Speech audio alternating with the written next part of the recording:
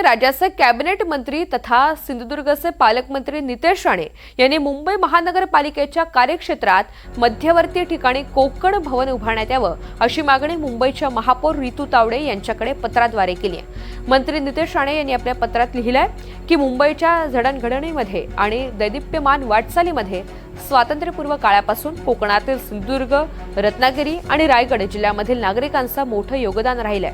मुंबई आणि कोकणी माणूस हे एक अतूट समीकरण असून आज मुंबईमध्ये वास्तव्यास असलेला मोठा वर्ग हा मूळचा कोकणामधील आहे।